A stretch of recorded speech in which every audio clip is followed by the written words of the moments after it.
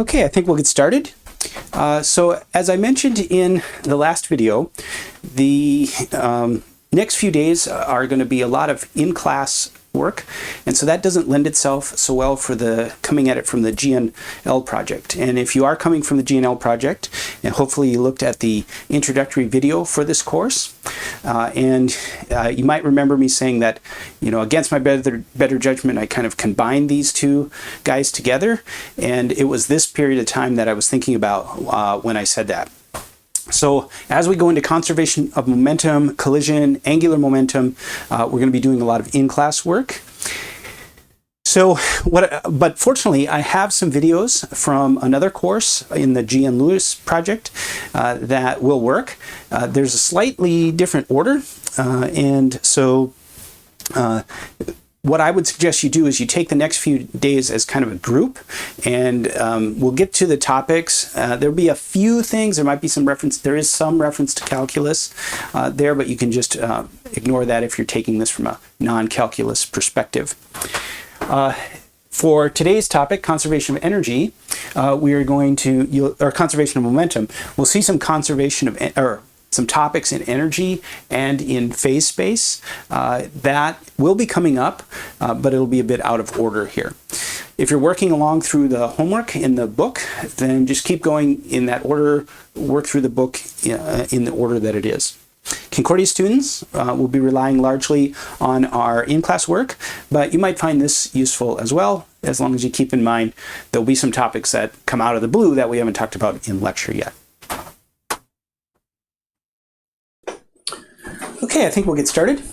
So today we're going to introduce momentum and talk about conservation of momentum. And we've talked a bit about this early on, especially very early on when we talked about the conservation laws and the symmetries of nature. And this is captured by Nodier's theorem. So Nodier's theorem says that the invariant symmetry, time invariant symmetry, gives rise to conservation of energy, and space invariant symmetry gives rise to conservation of momentum, and then rotational invariance symmetry gives rise to conservation of angular momentum. So today we'll get the momentum piece.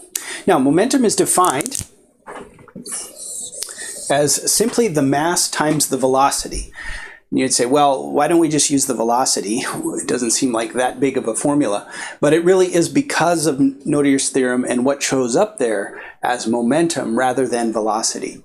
So velocity is not necessarily conserved in some interaction, but momentum is. And so it's an important piece because of its conservation laws. Now, and whenever you have a conservation law, you have the ability to utilize those laws to help solve problems that might be otherwise pretty difficult. All right, so we said the translational invariance gives rise to the conservation of momentum. So if we have a conservative or non-dissipative system, so there's no external forces, we don't have any drag or frictional forces that will lose that energy to heat, then the total momentum of that system is constant.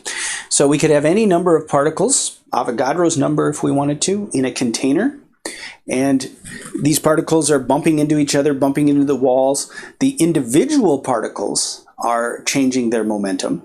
But the overall total momentum, if we were to add up the momentum vectors for all of these particles, then is constant.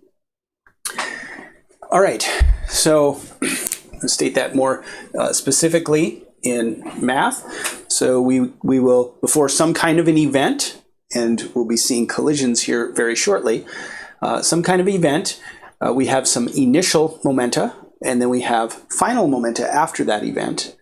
And the conservation law specifically then states that the total momentum final minus the total momentum zero is, initial is zero.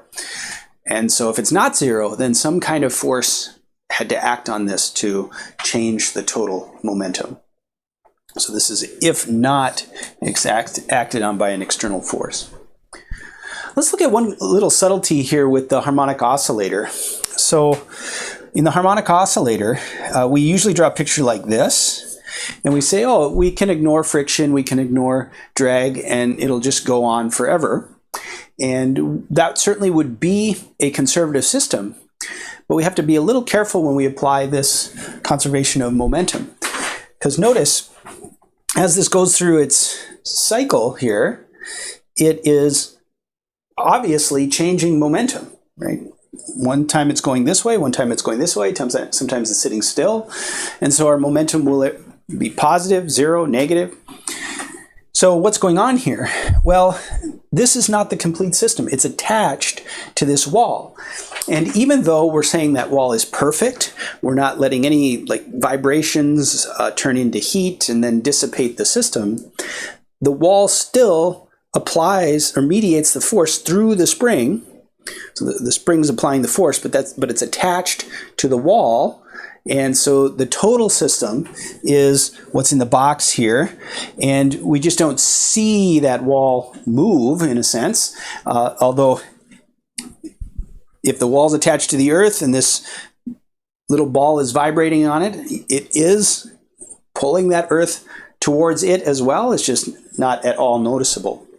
So it's maybe a little easier to see if we have a dual mass system here. So two masses on a spring, otherwise completely free. So nothing else in its whole universe. These guys are just vibrating and doing so forever because there's no friction. And so at any point in this vibration, if this guy, say, is going this way and this guy is going this way, then in the center of mass system, the system that's moving along with the center of mass here, then the total momentum equals zero. And if the whole thing is moving, then the total momentum will just equal the momentum of the center of mass. Because as these vibrate, they're exactly canceling each other out. So whatever velocity this guy's going, so even if it's moving this way and they're going like this, as long as we account for that center of mass motion, then the deviation from the center of mass cancels out. And so a little easier to think about this system in this context than this system in this context. And just to kind of pick up a little something from the last lecture, now that we have momentum, we can easily translate that coordinate system or coordinate space to what is called phase space.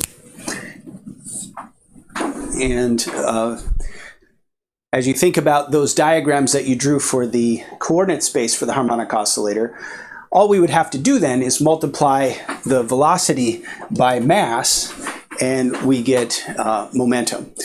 So the position will still be the same, a, and then the mass will be m omega a squared.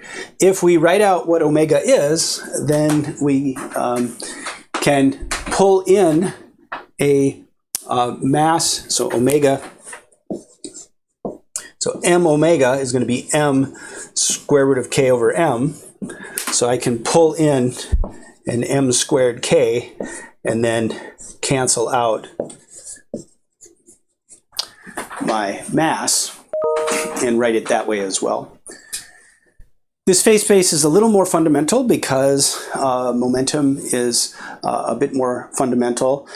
And in advanced mechanics, which we'll get to in the curriculum, and in quantum mechanics, the connection between position and momentum is more directly gives us a way to explain the physics than position and velocity. All right, so that's it for conservation of momentum. So this is kind of a short video. We will apply it largely here now to collision problems, and it will help us solve some collision problems that would actually be pretty difficult.